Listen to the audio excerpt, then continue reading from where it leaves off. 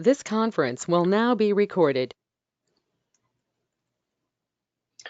Okay, so the recording is going, and again, according to the text box, you can hear me, you can see the screen, so I think we are good to go, which is my time to jump in here and say thank you so much for carving the time out to be here live with me tonight. If you can't make it, I promise you there's absolutely no judgment whatsoever. That is the beauty and the nature of online learning, is that you do have flexibility with your schedule. So if you can't be here, it's quite all right. I will make this video available just as soon as I can. I will tell you, I've been using GoTo for quite a while, and it used to have this lovely little icon next to where the microphone is, where the list of names are, that had a hand, and you could raise your hand and I could then know that I needed to unmute you if you wanted to add something to the conversation.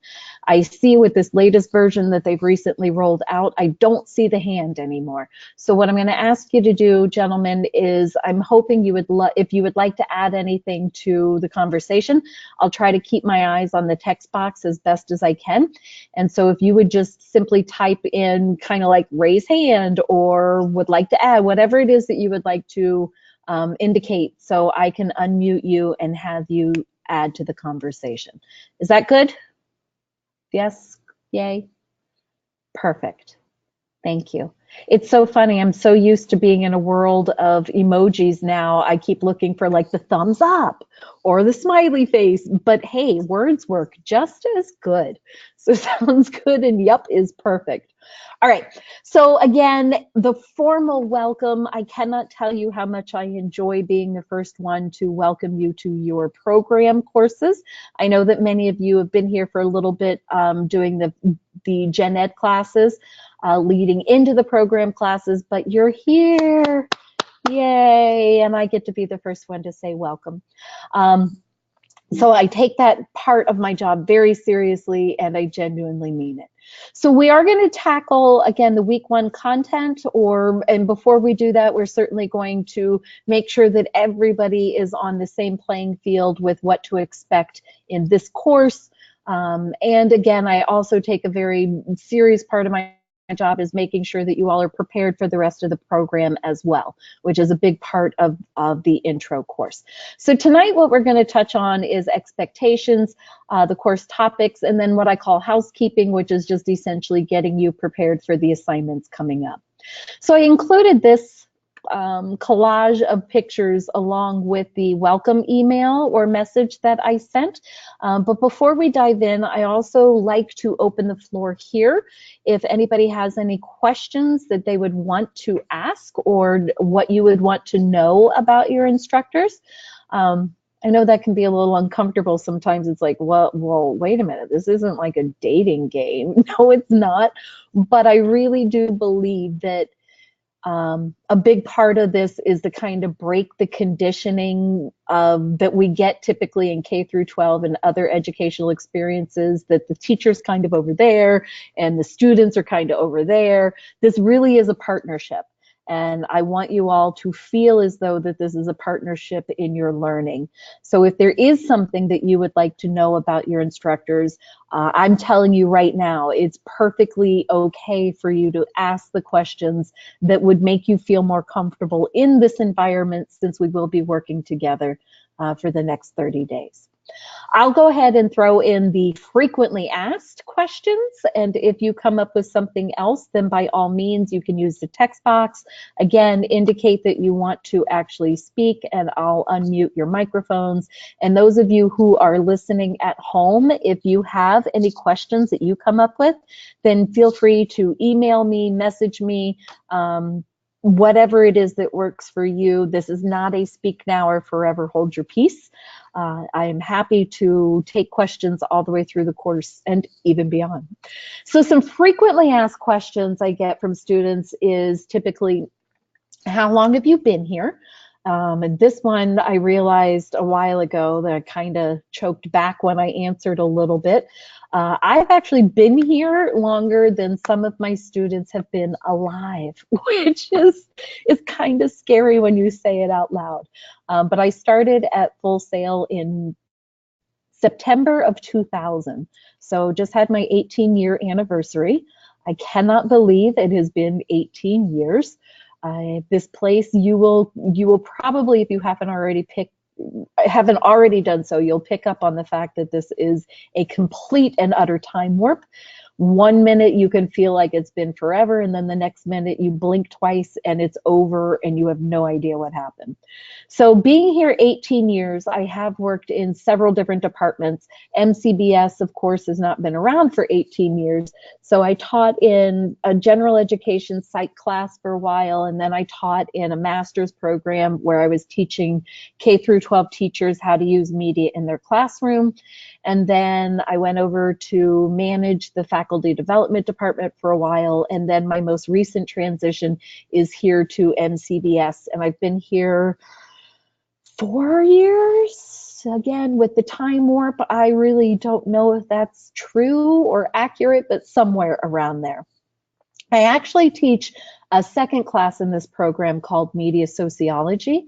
That is 2 months out of graduation, and I have only recently taken on the intro class. So this will be my 3rd month teaching the introductory class, and again, super excited to do that, especially now that I get to bookend, see you all in the very beginning, and then see you all at the very end. So that pretty much sums up my experience here at Full Sail. Of course, again, if you have more questions, feel free.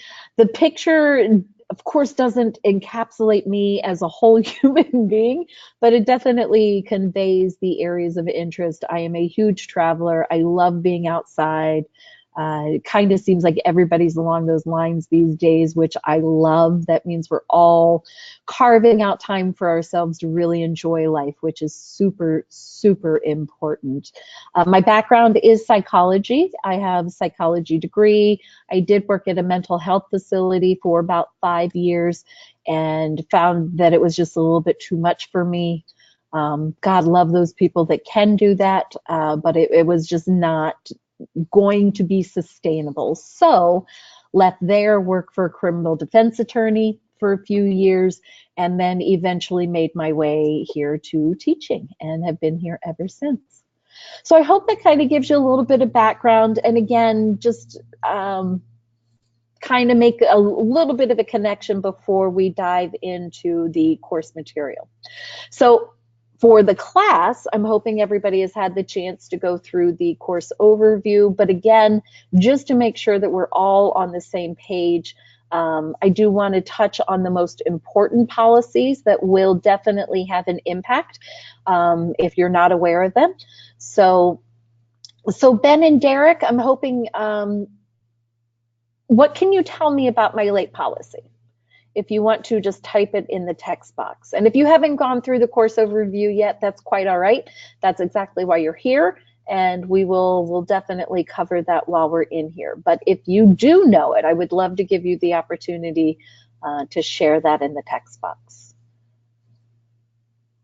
So if they're typing, I want to give them a moment to type that out for me. But the go-to attendance, like I said at the very beginning, there is no requirement that you have to physically attend. Listening to the videos is perfectly okay. As far as the best way to reach me, of course, there's the FSO platform. There is email. The only thing to be mindful of with email is that all of your instructors' email is going to be .com, where when you're communicating with another student, it's going to be .edu. Best way to reach me, I prefer any one of those that work for you. Whether you want to use my Google Voice and text me, I'm perfectly happy to do that as well. Immediate communication is a beautiful thing. The only thing that I would say is that the FSO platform also provides my work phone number. please don't ever leave me a voicemail on my work phone. And that may sound a little odd that I'm saying that, but because I teach multiple classes on campus as well as online, I am typically in the classroom most days of the week. So I'm very rarely at my desk, and I just hate the idea if somebody leaves me a voicemail there and I don't see it. So the best way to reach me, again, FSO platform, messages, email, my Google Voice, any one of those. The only thing is just not my work phone that's listed in FSO. So let's see here. I asked earlier what the late policy was, and Derek has added time before the assignment is due. If approved for extra time, you have 24 hours, and if not, after 24 hours, there's an automatic 25% deduction. You're absolutely correct. So let me just clarify that. The late work policy in this class is their work will be accepted 24 hours after the original deadline. If you communicate with me prior to the deadline, there's no point penalty whatsoever. It is literally a 24-hour, no judgment, no questions asked, no point penalty, extra 24 hours, as long as you send me an email message or contact me through my Google Voice and let me know you need the extra time. If I don't get a communication prior to the original deadline, the work will still be accepted, but there will be that automatic 25% deduction off of the grade earned. So, and I do this because I want you all to get used to communicating with your instructors. So it can, again, literally be an email sent to me, say the project's due Saturday at 11:59. If I get an email from you Saturday at 11:57 p.m. saying, I need more time, and you don't even have to tell me why. You don't need to offer an explanation. Just, I need more time. You are guaranteed to get that 24 hours. And I accentuate the idea of guaranteed because I don't want you sitting at home waiting for my response saying, you're approved. Because to be completely honest with you, I'm not sitting at my computer on a Saturday night at 11:59 checking to see if anybody needs the additional time. If you communicate and it's received before the deadline, guaranteed 24 hours. If you are ready to submit the work past the deadline and I haven't had a chance to reopen the assignment for you, then you can just post it in the feedback or the comments section. I hope all that makes sense. If you do have any questions on that, please feel free to let me know.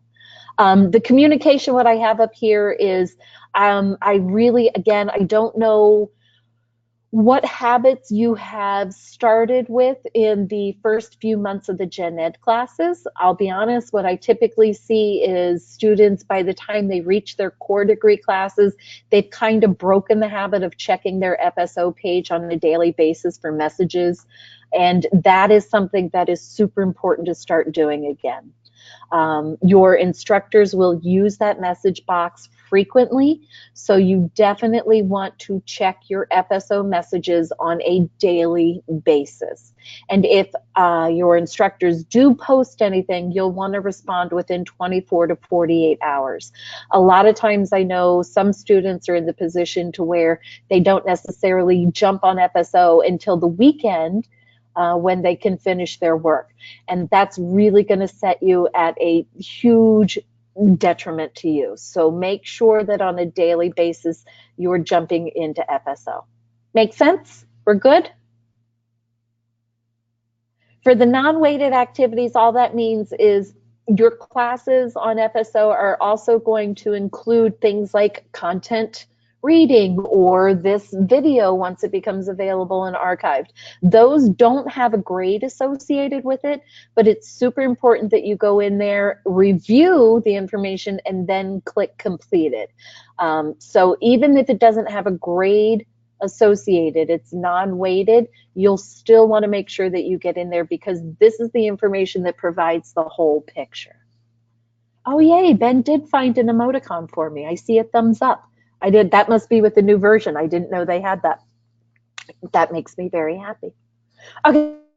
So what do you expect from me? I just laid out all of the expectations that I have for you all. So I think it's only fair to turn the tables and open the floor and let you tell me what you expect from me as well. So again, Derek and Ben, if you have any expectations for me, please feel free to share those in the text box and I'll share them with the rest of the class. But I just like the frequently asked questions, I'll go ahead and jump in here. And I know a lot of times students are like, well, what do you mean? What do I expect from you? But again, to kind of start this partnership approach to this, I really want you to feel comfortable to let your instructors know what you expect from them. So to open the floor up on expectations, I promise that I will respond to you within 28 to 48 hours. The only exception to that is over weekends. If I am home, I check my messages. If I am not home or if I'm not plugged in, I am not available on weekends. So don't wait until the weekend to ask a question on homework.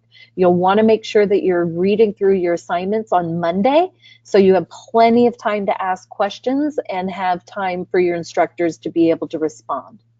If your instructors aren't responding over the weekend, if they're not available, then reaching out to your peers is going to be the next best resource.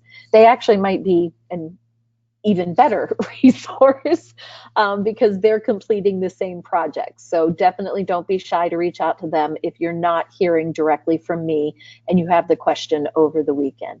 So I do promise through the work week to respond within 28, that would be odd.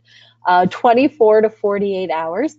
I also will keep you updated on the status of grading. I will promise that I will always get your grades back to you so you can use that feedback on the next project. It may take me a few days. The way that I do the grading is I have several classes. I have 4 classes right now. So I switch which class I start with every single week. So this week I'll start with section 1 or my on-campus class, and then next week whoever was at the bottom getting their feedback the last will actually get their feedback first. So I do try to be fair with that. I don't want the same group always getting the feedback last. So it may fall on different days of the week that you're receiving your feedback. And as far as expectations with feedback, I will also make this personal promise to you. You will never get feedback from me that says, great job. And that's no disrespect to anybody, teachers that do that. But I use feedback as an opportunity to, 1, connect with you all, and 2, as a learnable moment. If there was something happening in the project where I can kind of pinpoint to help your understanding, then I certainly want to do that. So the feedback does take me a little bit to go through because in some instances, especially with the projects, it's going to be rather lengthy. And I would rather do that. Even if you get a perfect score, please make sure you're still looking at your feedback, because even though you've hit all the marks on the rubric, if I can find some areas where I can be constructive and give you some things to consider moving forward, or take the time to tell you what it is you did to earn that perfect score so you can duplicate that in the future, then I definitely want to do that with your feedback. So make sure that you're reading feedback regardless of what your grade is. Good to go? Questions, cares, concerns on expectations of me?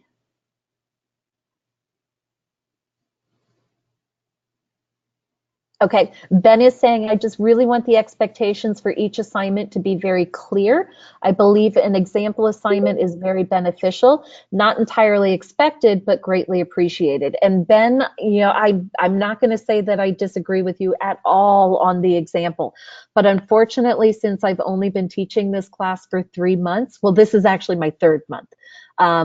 Each month I'm tweaking the assignments based on the feedback that I'm getting from students.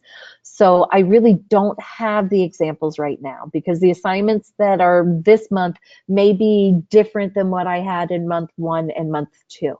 I will go through them, and if I can find examples that would be a good representation, then I have no problem sharing that with you, because I agree with that.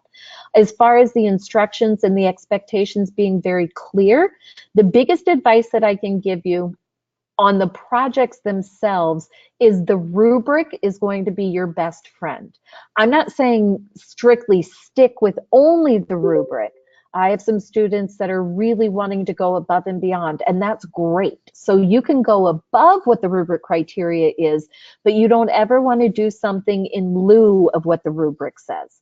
So, hey, I created this really great looking project over here, but I didn't hit on any of the criteria listed in your rubric. Unfortunately, that rubric, what you want to do, I encourage you all, is to look at that rubric as a contract.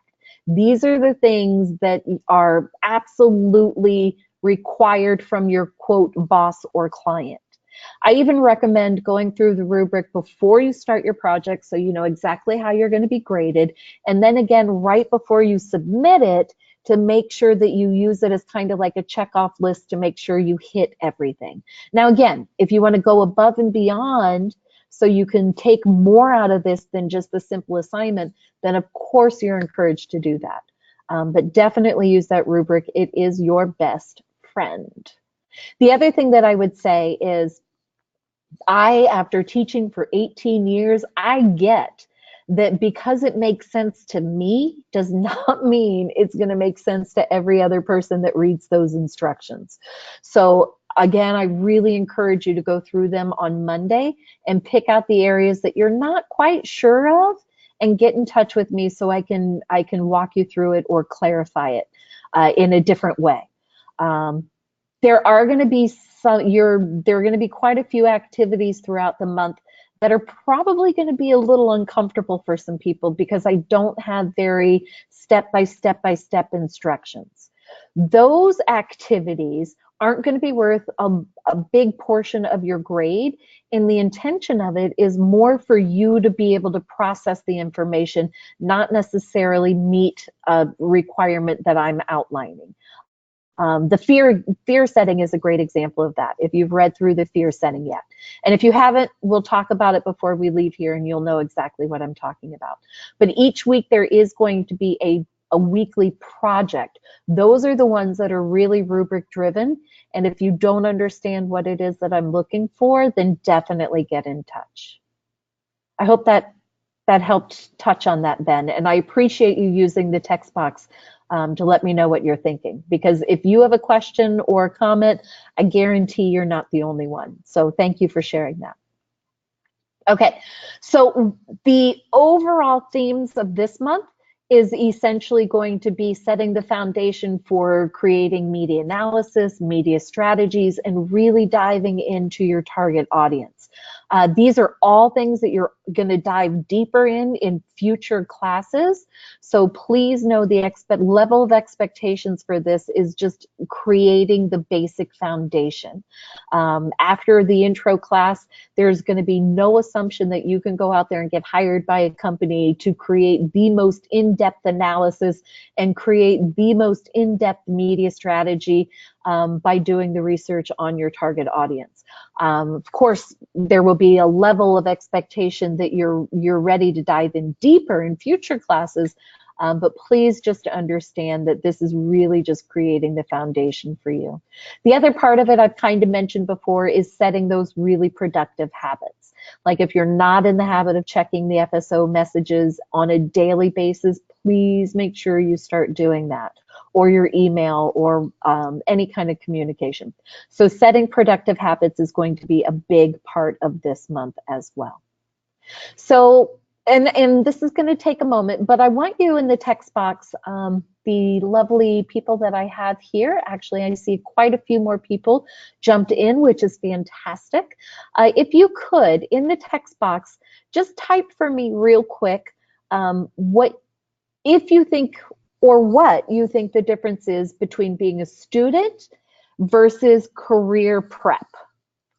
And those of you who are at home, I want you to think about this for a minute. What is the difference between being a student and preparing for a career? I'm going to give them a minute to put their responses in the text box. This is where I feel like I should be inserting like the Jeopardy music or something, although it may be copyright protected. So I will refrain from singing it to you because it would probably hurt your ears anyway. But we'll just give them a minute to go ahead and type in what they think their response is, or what their response is to what is the difference between being student and preparing for a career. Okay, so we've got Justin is saying higher expectations of competency and professionalism. Um, I'm assuming. Let me know if I'm not articulating it correctly. But I'm assuming what you're saying is that for the career preparation, there is a higher expectation of competency and professionalism versus a student. Derek is saying the student is learning where a career prep is implementing. Oh, I love that distinction. Ben is saying student is learning a broad set of information and taking in info, while career prep is actually learning to create content that would be used in your career. Oh, every single one of those. It's as if I wrote it down and sent it to you before class and said, hey, when I ask this question, this is what I want you to respond. There is most definitely a higher level of expectation for competencies and professionalism. It is more about implementing, and it is this idea of creating the content. And I'm going to pronounce it Kevin, but it may be Kevon. Please forgive me if I pronounced it wrong. He's adding I believe a student gives you the knowledge to be able to know what career you choose, and for the career prep is learning how or how you're opposed to what, learning the how opposed to the what. And again, love that as well. So perfect, thank you for that. That helps me a lot. So it is Kevin. But all of those responses are exactly what I was hoping to hear.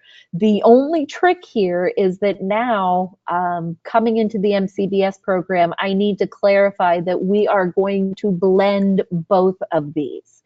If you really want to get the most out of this experience, I had a student ask me today, if you could give any piece of advice to MCBS students to set them up to be successful, what would it be? And my advice is to treat this with both student and career prep expectations in mind. It is not about getting rid of what is important about being a student, meaning learning the what. Learning the what is critical, but it's also about taking that next step and figuring out how you're going to use it and begin applying it. So I want you to be very mindful of what your habits are. If your habits are gearing more towards what we sometimes, I will speak for myself, what I was conditioned to do in kind of my K through 12 education was always make sure that I had the right answer before I was willing to get involved. It was more teacher driven, meaning I needed my teacher to kind of stay on top of me more and let me know what is due, when it is due, how it is due. I focused way more on grades than what I was actually learning. And I treated the assignment exactly like that, just as a checkoff box, and that was it. Never went above and beyond, never looked at it as an opportunity to expand my horizons and be more creative. And I did a lot of comparing when I was a student. You know, Sally is better at me at this, and Joey can really, he's got a great graphic design and I'm not there yet. So those are things that I just want you to be really mindful of, as opposed to now bringing in that career prep and being more self-driven, being willing to take risks. Focus on what you're learning instead of what you're earning.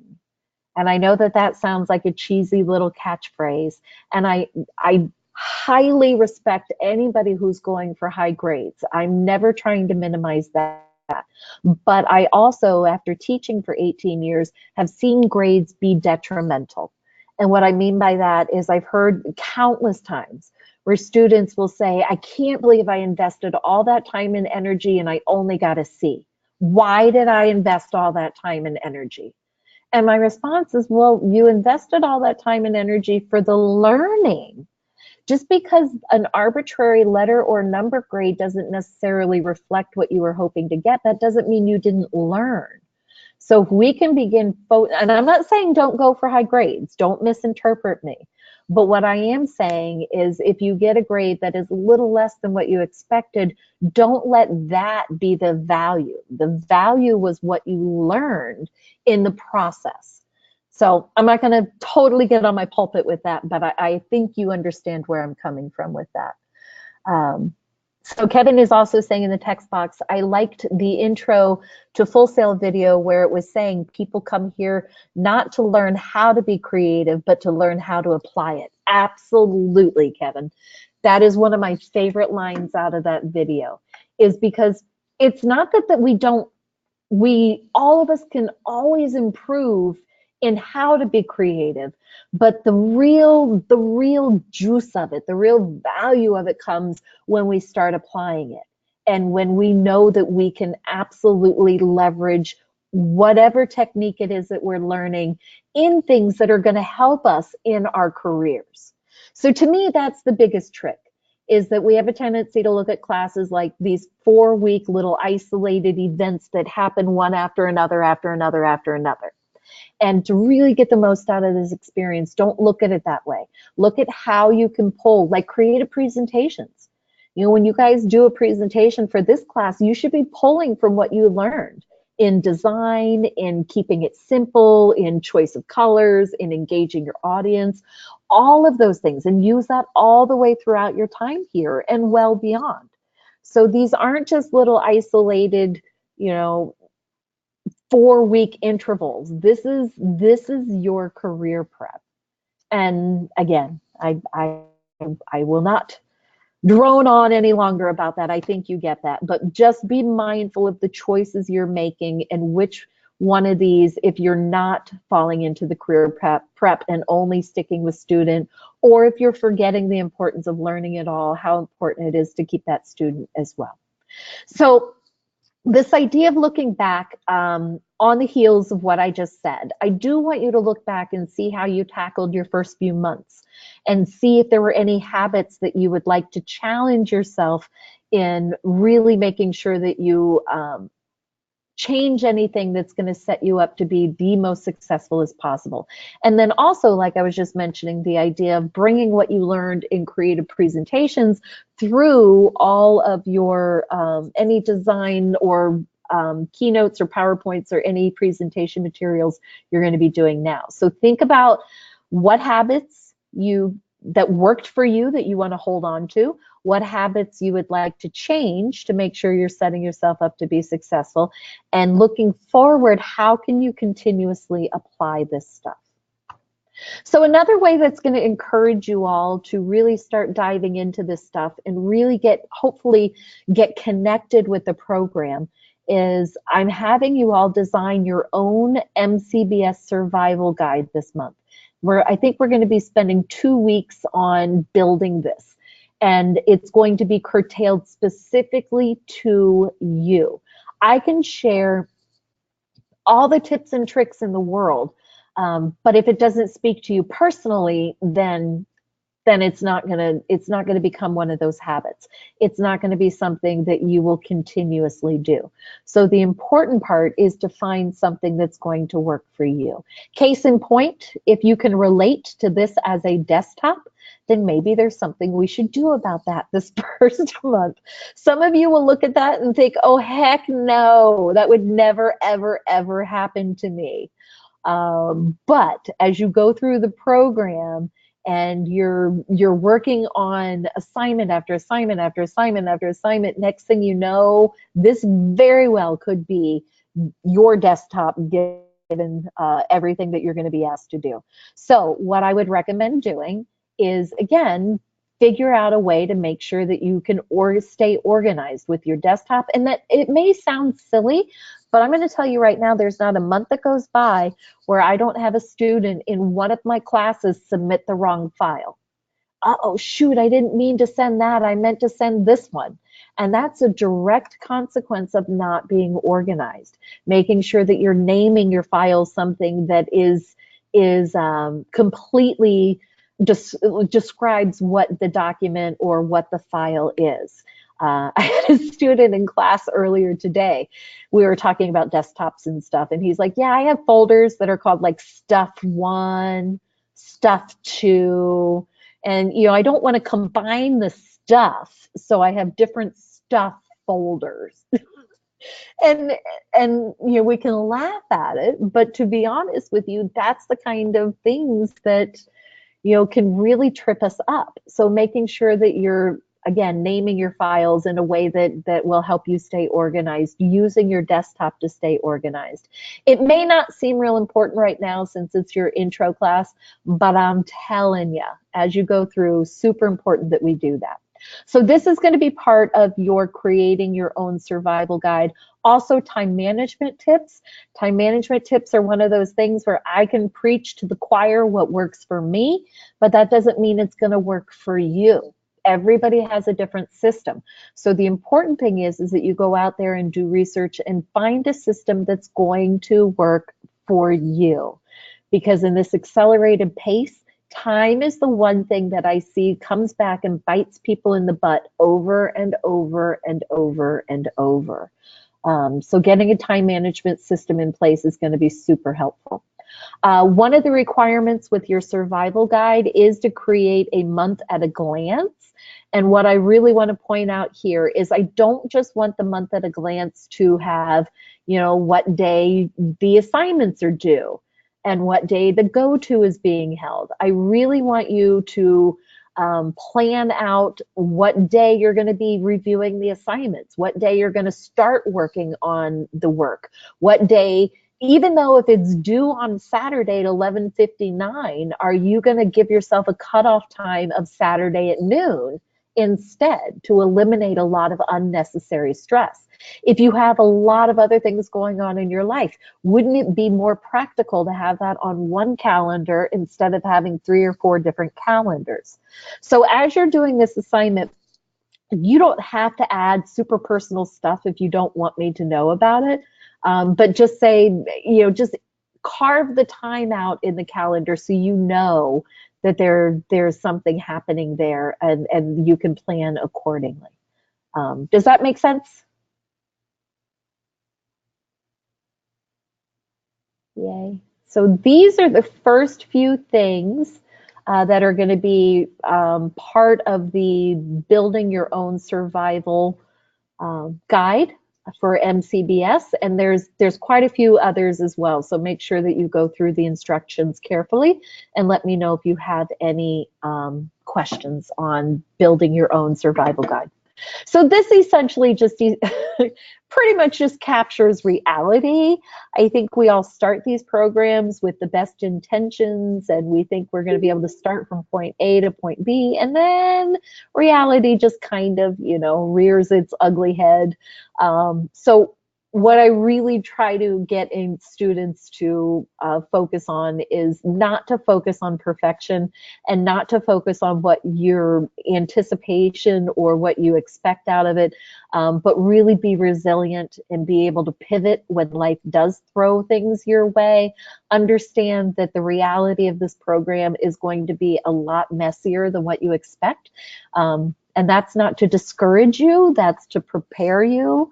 But the best thing that you can do when life does pop up is just communicate with your instructors. We really are here to support you as best as we can. I will tell you, I can speak for myself only. I can't, I don't really know how the other instructors will handle this, but any communication ahead of time is going to be really favorable. If I hear from you 2.5 weeks later, oh yeah, 2 weeks ago I had problems with my internet, or, work called me in unexpectedly and I didn't have the time. If significant time has passed, then unfortunately, I'm going to tell you that my hands are tied. But if you communicate with me as soon as you can, then I'm going to be much more able to work with you. And that's not a punitive measure. That's because if you let significant amount of time pass, we're already on to the next topic or the next 2 or 3 topics. So it's really me just trying to avoid the domino effect. That if you miss something, then and you're working on it, 3 days into the next week, now you're encroaching on that time that you needed to work on the next project and the next project. So it can very quickly become a domino effect. But the best thing that you can do when reality sets in is just communicate with your instructors as quickly as you can. We are definitely here to help. So some of this experience may feel like this, and that's okay. It's kind of what I was just talking about. But it is just a matter of being resilient, reaching out to your instructors, reaching out to your peers, and asking for the support that you need will make a big difference in your success. So fear setting is the first assignment that you all will be doing. Have you had a chance to read through these instructions yet?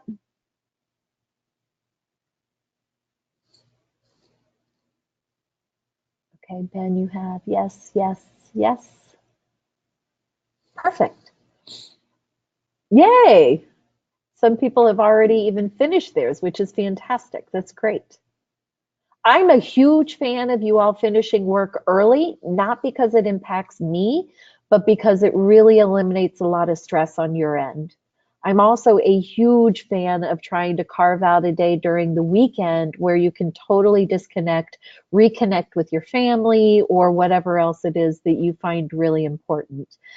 Again, I totally get that that's not going to be a viable option for everybody because some jobs are super demanding or you've got a lot of other things going on. So you do what's best for you. But the fear setting, for those of you who are listening, if you haven't had a chance to read the instructions and start tackling it yet, I'm hoping you have because the due date is like real soon.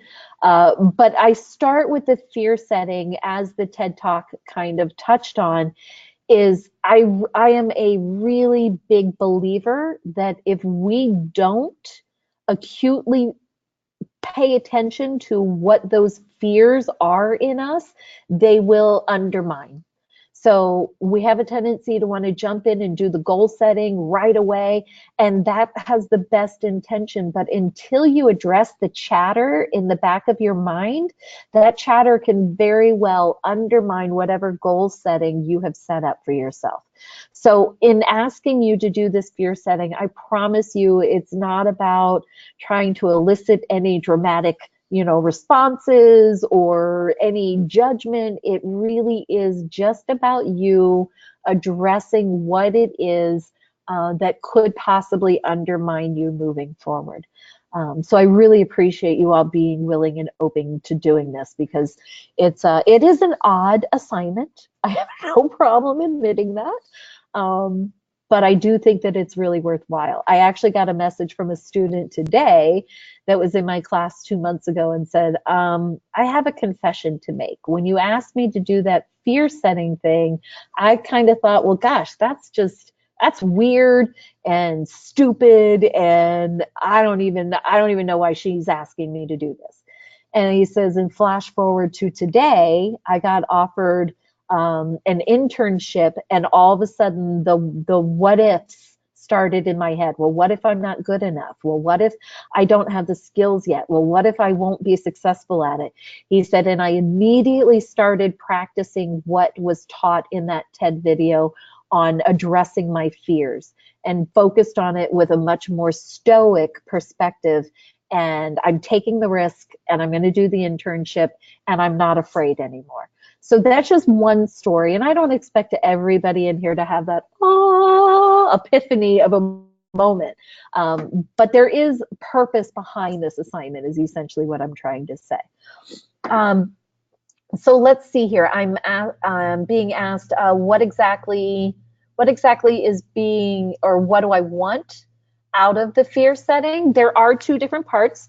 There's the one part that's a really great question because, again, this is one of those open-ended assignments that I know can really set some people in an uncomfortable position. So I'm glad you're asking that, Derek. So the first part of it is you are just simply, and you can focus on one fear, you can focus on several. It's totally up to what you need. It's not about what I want, it's about what you need. So if you want to focus on one fear, if you want to focus on a few, totally up to you, but you're going to be walking through those steps in the first part that list out the fear, and then the other elements that he walks you through on putting a plan together, setting yourself up for success with that. And then the last part I'm asking you to do is, which I think is one of the most powerful parts in that video, is when we do have these underlying fears, if we were to stop and take the time to consider, if I gave into this fear, what would my life look like? So I'm looking, and I don't care if you look 3 months, 6 months, I don't care about the time frame. That's not important to me. But what would it look like if you gave into the fear and didn't take the risk? So that is what I want you to tackle in whatever creative way you want to. And to give you some examples, I've had students write poetry. I've had students use photography, different pictures to represent their ideas. I've had students create videos. I've had students write songs. I had one student in class who brought in a potato. And I'm like, what is a potato? But then he explained that if he gave into the fears, that he would become a couch potato for the rest of his life. And that perfectly represents his fear. So I use the potato as an example. Clearly, you're not going to mail me a potato. But if you have an object that represents your ideas, take a picture of it, and then just, again, give me a little bit of an explanation of how it represents your fears. So the bottom line with this is there's really not a wrong way to do it, except the two things that I will not accept is a deadpan video, meaning you just turn on your camera and my fear is my fear of failure of this class, and if I don't pass this class, that's not tapping into your creativity. The other thing that I won't accept, now you can do video and you can be talking into the camera, but then every once in a while bring in a different visual or a different angle or something else that's going to make it more creative. And then the other thing that you can't submit is just a simple text essay format. So again, just typing it out. Now you can type out a story or a poem, anything that makes you tap into that creativity, but just not an essay format response or a deadpan talking directly to the eyesight response. I'm hoping that helps clarify. Yay, Kevin actually is saying that he did a song, which I think is fantastic. Any opportunity where you all can be tapping into your creativity is definitely going to be encouraged from my end. And this is one of those chances. So if you do have questions, definitely let me know. So the other thing that is due this week, we've talked about creating your own survival guide. We've talked about fear setting. And now I want to talk a little bit about signing up for your group project. If you go to your FSO platform, you'll see step 1, where you have to sign up for the group project. But it's not just a matter of only signing up. You've got to reach out to one another to get confirmation that you have actually joined or created the group. So please don't wait until Sunday to do this, because you need to build in time to get the responses from your classmates. I will tell you this, I do accept work that is done on an individual basis, but it will be at a significant point deduction, because there are certain steps along the way, like the sign up, and then there's a group plan that's put together that's worth 15 points. If you're not part of a group, then you can't earn those points. The main objective of this project is to get you guys to collaborate in this virtual environment. 1, many industries are now doing that. But 2, to me, the main purpose of this is in a virtual setting, it's really easy to feel disconnected and not feel like you have a lot of people to lean on. So this first month, I do like getting you guys to do a group project so you can get to know each other better. And as I just mentioned, practice those skills that are going to allow you to collaborate in a virtual environment, especially considering so much of the industry is driven that way these days. You can work with a client that is literally on the other side of the world. And how are you going to do that if you don't practice these virtual collaboration skills? So the first step, and I've opened up all 3 steps on FSO, so you have a real clear picture of what's coming. But the first and foremost step is making sure that you are signed up and confirmed in a group. And there's going to be a Google Doc in the instructions that allow you to do that. Make sense?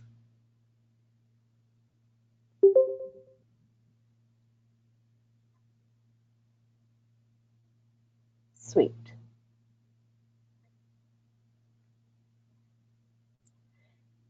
And as always, if you have any questions with any of these, then definitely let me know. Some other things just good to know in setting up these good habits. Program-wide, all assignments in the MCBS program will follow the same naming convention. I'll tell you from an instructor's point of view, this helps me a lot because what I typically do is I go through the FSO platform, I download all of the work if it's a submission, and then I go through them outside of the FSO platform.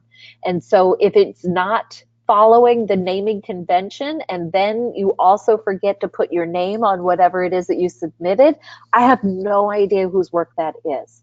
So the naming convention on every single thing that you submit, whether it's a document, whether it doesn't matter what it is, make sure that you follow last name, first initial, and then the name of the assignment. So for example, it would be for me, Strudgeon, which is how you pronounce my name, by the way. And if you slaughter it, I'm perfectly okay with that. It's not exactly Smith. So I never take it personal if somebody doesn't know how to pronounce it.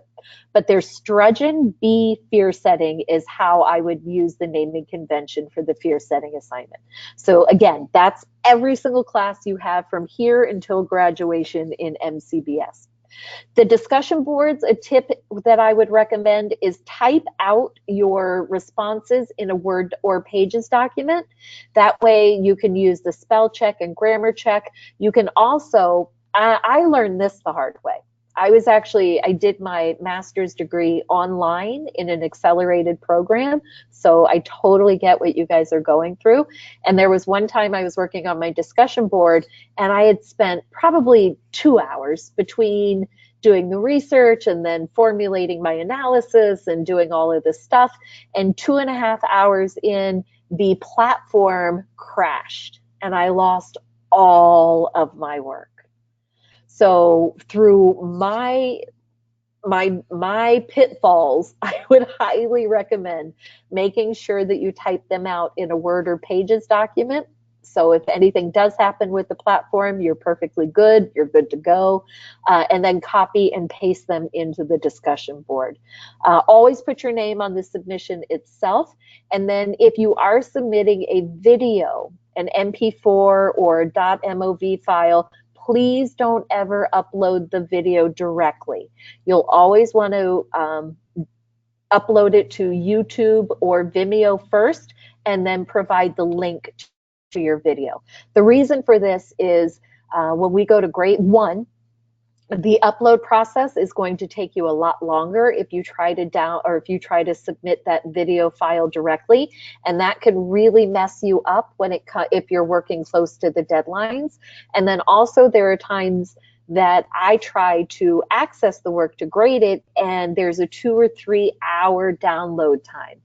Depending on the internet, on where I'm at, or what all is in the actual video, the file size. So please always make sure that you submit it to or upload it to YouTube or Vimeo first, and then provide the link. When you're providing a link in the discussion board, you'll always want to use the link tool that's showing there in the toolbar. This provides a workable live link. If you don't do it this way, if you only copy and paste, then what ends up happening is your instructors have to go in, copy the link, open another browser, paste it, and then get to it instead of just clicking and going directly to the work. If you are submitting a YouTube or Vimeo link to an upload, not a discussion board, but an upload for an assignment, then you'll just, same thing, create a live workable link on a Word or Pages document, and then submit that document with the link. That's a whole lot of information. You guys doing okay? And the good news is you'll have this archive to be able to refer back to all of this stuff. Perfect. So question for you. Typically I do my go-to sessions on Wednesday, but I also noticed that Halloween is Wednesday next week. And I know that many of you have little ones, or you don't have little ones and you want to go out and play on Halloween in an adult version. So are you okay with having the go-to session on Tuesday next week? Okay. I'm seeing lots of yeses. Well, 2. Okay, there's more yeses. Oh, Ben is not able to. Unfortunately, Ben, I think it's going to be one of those majority rules. So if I'm seeing a majority of yeses, yes, yes, yes, that's okay. Okay. All right. Yeah, then it looks like next week it's going to be on Tuesday, just to make sure if you guys do want to go do your Halloween thing, then by all means, go do your Halloween thing. Sweet. And I will make sure that next week's go-to link and all of that stuff says Tuesday. I actually prefer Tuesday because then that way, again, you all have more time, if you're not able to attend live, to listen to the session before the weekend and before you have to tackle your assignments. So is there anything that I can answer? And thank you, Ben. I appreciate the understanding. I'm going to give you a little bit of time. If you do have any questions, then by all means, again, you can either type in the text box what your question is, or you can type in the text box, you know, hand raised, and I'll mute you, and you can just tell me what your question is, whatever works best for you.